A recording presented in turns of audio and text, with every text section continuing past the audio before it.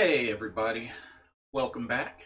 Blitzball Champ here with a brand new video here on the U to the Tube.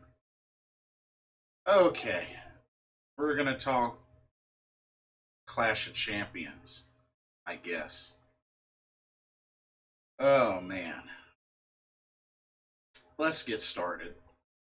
Um, First off, there were a couple of changes to this card. Nikki Cross was not able to compete uh, in her title match against Bayley, and apparently, supposedly, Nia Jax was unable to compete alongside Shayna Baszler to defend the women's tag team titles against the Riot Squad. So the women's tag team title match got thrown out, and they ended up having a replacement for Nikki Cross, which I'll get to in a second. Originally, Asuka versus Zelina Vega was supposed to be the kickoff match, but with the changes that happened, that ended up getting moved to the main card. So starting off, the kickoff match was changed to the SmackDown Tag Team title match. Shinsuke Nakamura and Cesaro defending against Lucha House Party, which was made up of Kalisto and Lince Dorado. Honestly, nothing special. I mean, we've seen these teams go at it before, for the titles. We've seen, this is really nothing special.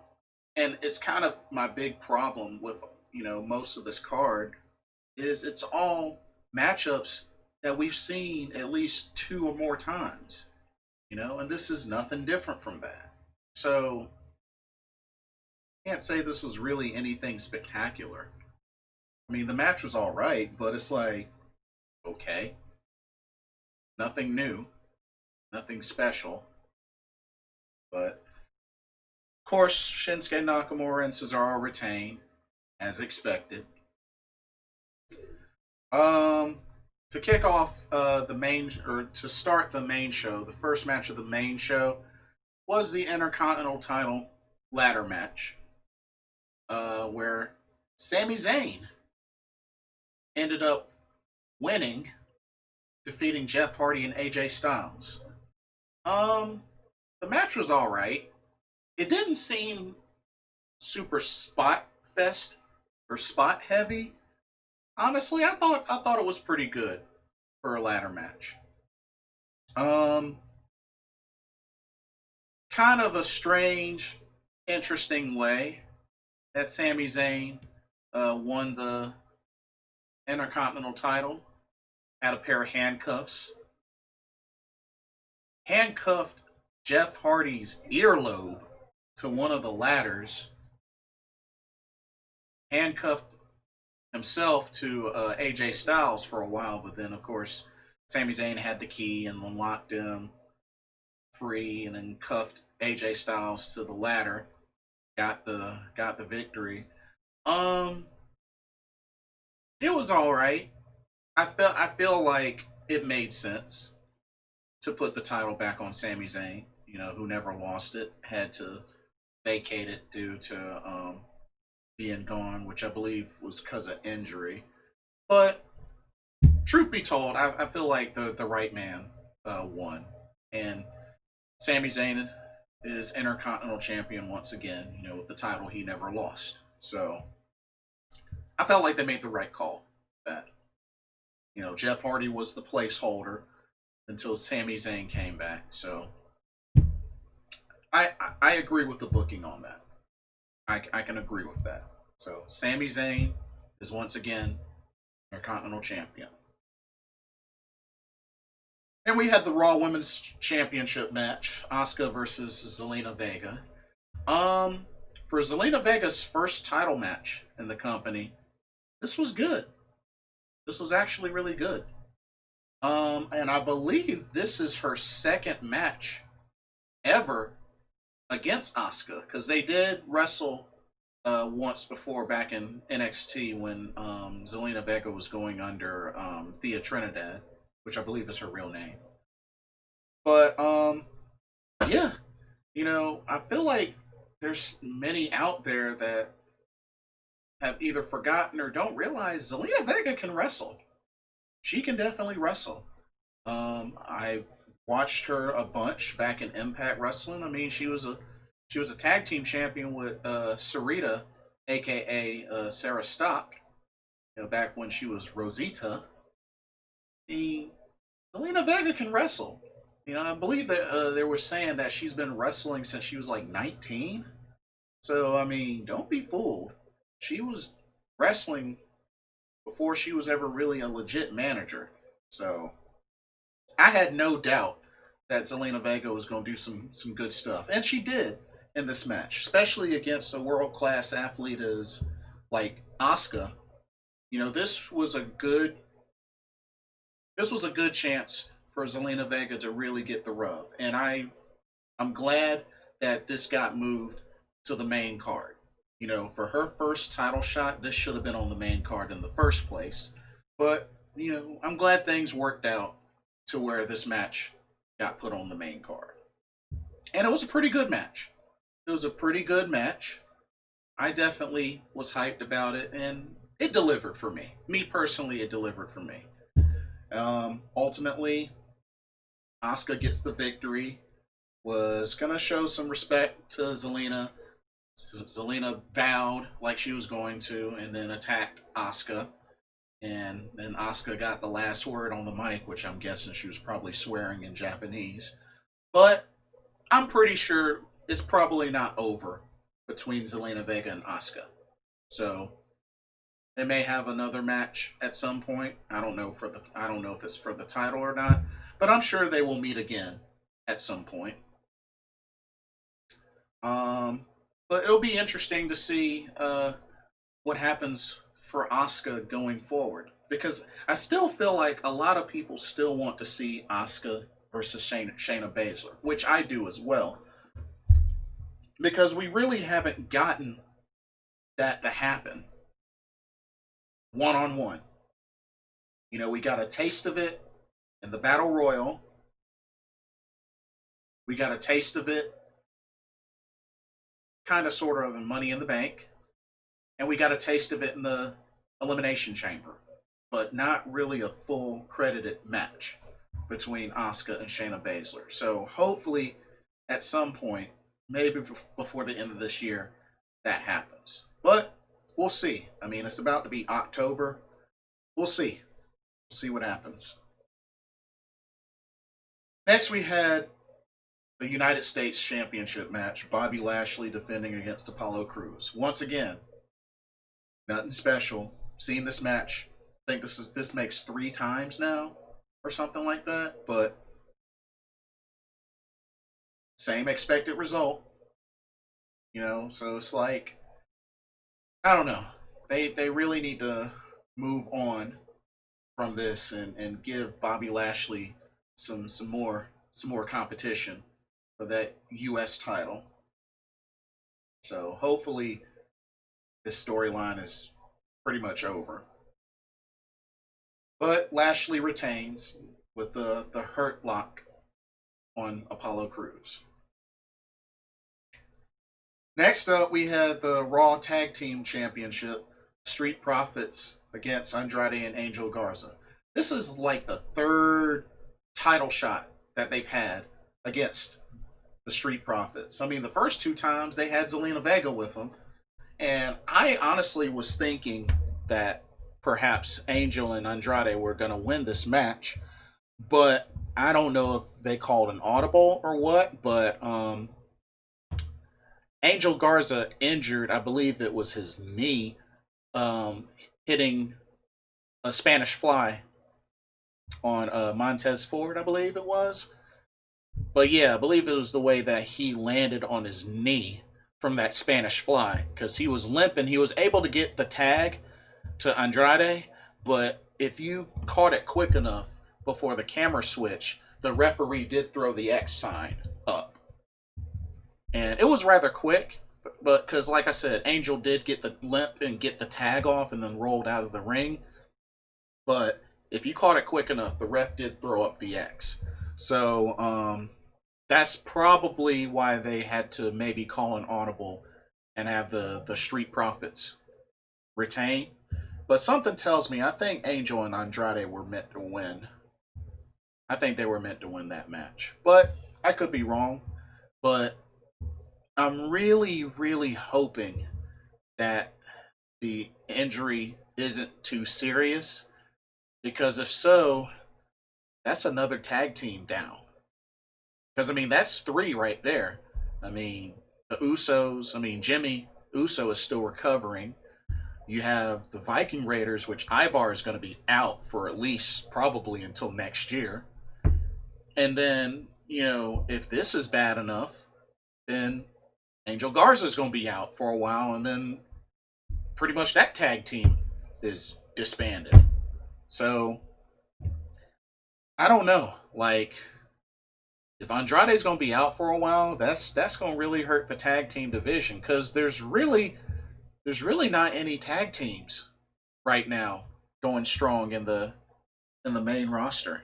We're lacking tag teams. So something they might want to consider addressing going forward because it's an issue right now. Just saying. Uh Next up, we had Bailey come out, who was scheduled to defend the SmackDown Women's title against Nikki Cross, but she was not medically cleared, which is probably why she wasn't even on SmackDown Friday night. But she was going out there. She was gonna, call for the forfeit. You know, put out an open challenge. But supposedly, no one at that point accepted. Was gonna call for a forfeit until the Empress of Tomorrow's music played, and Asuka comes out and accepts the challenge. Really? That's the best y'all could do? Asuka is the replacement? So that's 2 times in only a short time period, 2 pay-per-views, where Asuka has had a double title shot or a double title match. Because remember, she had a double title match at SummerSlam. And as a matter of fact, turned around and had a double title match. Clash of Champions. They could have went with Lacey. They could have went with Alexa or Naomi. Like, so you're gonna have 2 pay-per-views where Asuka gets double title matches? I just, that was just really dumb. Really, really dumb. Of course, the match didn't last long because Bailey got herself disqualified, which, I mean, was really the best thing that they could do. Got herself disqualified, hitting Asuka with a chair. And then Sasha attacks Bailey with a chair. And they trade blows back and forth. And Sasha scares off Bailey, neck brace and all. So, I mean, that was pretty much the best they could do. But, I mean, not sure when Sasha's going to compete. I'm sure it'll probably be sooner than we think. But if you ask me, this was a waste of a match. This was a waste of a match. They could have had a different replacement for Nikki Cross. This was a complete waste. So that's just how I feel. I thought it was a complete waste. Then we have the WWE title match, the ambulance match. Drew McIntyre defending against Randy Orton. And I really, really, really hope that with how this went, that this storyline is finally over. The build up through the storyline was extremely terrible anyway, because like it's like I said, how the heck are you gonna have somebody take 3 punt kicks? Be told that the report was cerebral damage or something like that, which ended up turning into a broken jaw, only to come back looking like he hasn't been phased and Claymore kicks Orton. That's not believable. I mean, you got a storyline, you gotta at least make it believable. Make it make sense. How the heck you gonna have somebody come back with a broken jaw, just like that, able to speak and able to Claymore kick your opponent and supposedly hurt their jaw? Like the storytelling behind that was just terrible. Was just terrible, especially coming from the apex predator Randy Orton, who usually takes somebody out with a punt kick and they are out. You don't see them for a while. But nah, not with this. Just really, really terrible way that they told this story with that. So in this match, it was back and forth, and in the midst of this match, the Big Show, Christian, Shawn Michaels all interfered to get shots in on Randy Orton. The Big Show chokeslammed Randy Orton through the announce table. Christian got in some shots on Randy Orton and then shoved him through the catering table backstage. And Shawn Michaels gives Randy Orton the sweet chin music on top of the ambulance before throwing him off the ambulance.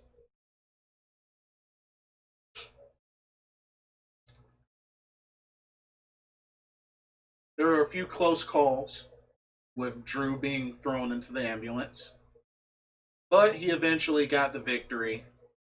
Claymore kicked Randy Orton and gave him a punt kick, loaded him into the ambulance, shut the doors.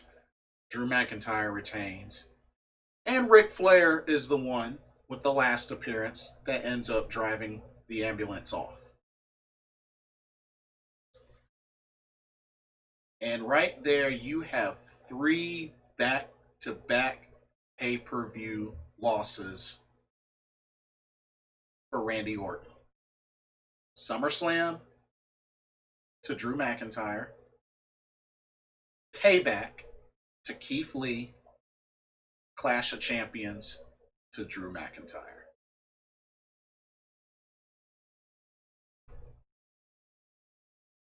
I hope this storyline is over. I really, really do. I really hope the storyline is over.